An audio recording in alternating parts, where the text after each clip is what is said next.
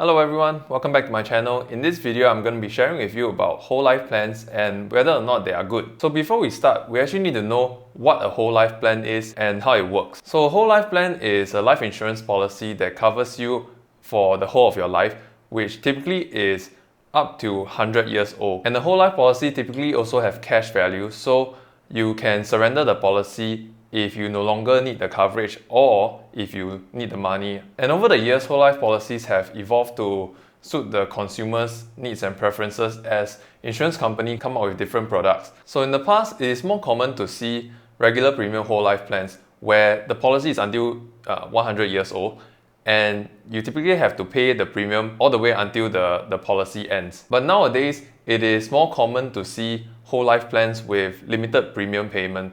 That means the policy is until 100 years old, but you only need to pay the premium for maybe until 20 years. And some whole life policy even have multipliers that increases the base coverage for a period of time. I'll be showing you how the three different types of whole life plan works in the chart over here. So the first one that we're going to talk about is the regular premium whole life plan.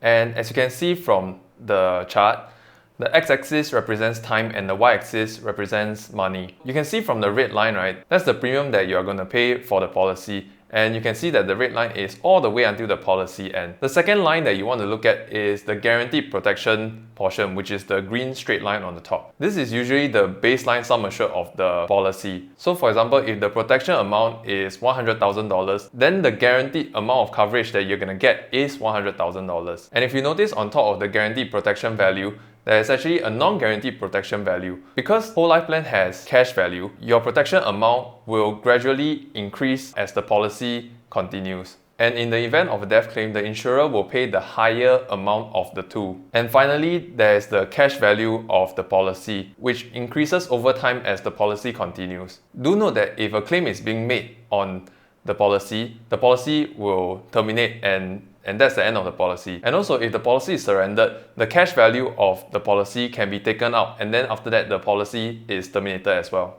The second type is the limited premium whole life plan, and it is very similar to the regular premium whole life plan. The only difference is that the premium is limited. So instead of paying throughout the policy term, all you have to do is to pay, let's say, 20 years and the policy is fully paid. Insurance company usually allow you to choose your policy premium before the policy starts, and because the premium term is limited, this kind of whole life policies tend to be more expensive than the regular premium whole life plans. And the third one is a limited premium whole life plan with multiplier, and it works like the limited premium whole life plan, but the only difference is that you can add extra coverage at the earlier part of the policy. The multiplier is usually based on the base sum assured, and it is usually in the multiple of 2, 3, 4 or 5. So for example, if your base sum assured is $100,000 and your multiplier is 3, your coverage amount would be 100,000 times 3, which is 300,000. And the multiplier will usually end at around 70 years old, which brings down your base sum assured back to $100,000. Also do note that there's a non-guaranteed portion for this policy as well. So if there's a death claim at the later part of the policy, the insurance company will pay the higher of the two amounts. So now that we have walked through the three types of whole life policies, let us go through some of the pros and cons of the whole life policies. Firstly, let's talk about the advantages first. And the first obvious advantage is that a whole life policy has cash value. So let's say if you do not need the policy anymore, you can surrender the policy and get back some cash. The second advantage is that it lasts forever, which means that if you want to use it as a legacy planning tool, you can. And the third advantage is that in a way, the coverage amount is inflation adjusted, because there's the non-guaranteed coverage amount which increases over time. But that will also depend on the performance of the participating fund. So what are some of the disadvantages of a whole life plan? A whole life plan can be very expensive for the amount of coverage that it provides. And because of the high cost, there's usually opportunity cost involved in purchasing a whole life plan rather than a term policy. You might have heard of buy term and invest the rest, which is one of the ways that you can get sufficient coverage for yourself and also use the extra money for savings and investments to plan for your retirement. Now it's time for us to answer the question, are whole life plans good? I think that this is not the most appropriate question to ask. I think that a more appropriate question is, are whole life policies good for you? Meaning that are they suitable for you? Because even though whole life policies provide life insurance coverage, I feel that there might be better ways to do it. Due to the high cost of a whole life plan, many people are not getting enough coverage for themselves and their family due to budget constraint. And because financial planning sometimes is about finding the balance between getting the right coverage and sticking to your budget, it is very important to get the sufficient amount of coverage for you and your family in case of a catastrophic event. And I also feel that for most people, the most important period for them to get covered for is when they have the most dependent. For example, young kids, a spouse, and aging parents. And that is usually when they are around the age of 30 to 65 years old, after which their children might be independent and their parents might have passed on already, so they will have less dependent to rely on. And because of that, life insurance might not be that important anymore because they have less dependent now. So for most people that are looking for coverage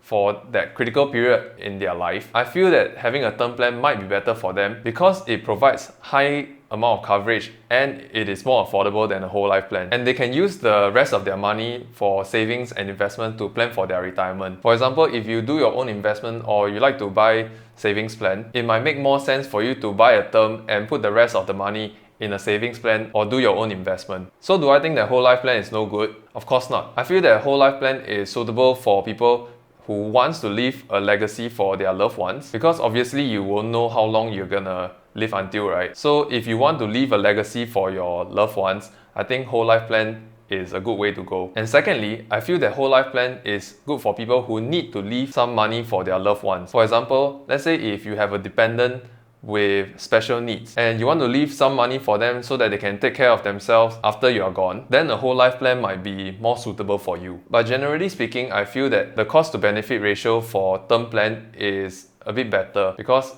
it gives you a higher coverage and it's not so expensive. Alright, we are coming to the end of our video. Let's just do a quick recap. Firstly, a whole life plan is a life insurance policy that covers you until you're 100 years old. Secondly, the pros and cons of having a whole life plan is that it has cash value, it covers you for the whole of your life, and the coverage amount increases over time. But the disadvantage is that it is very expensive. And lastly, who do I think that whole life plan is suitable for? I think that whole life plan is suitable for people who firstly wants to leave a legacy for their loved ones, and secondly, people who need to leave some money for their loved ones. And with that, we have come to the end of the video.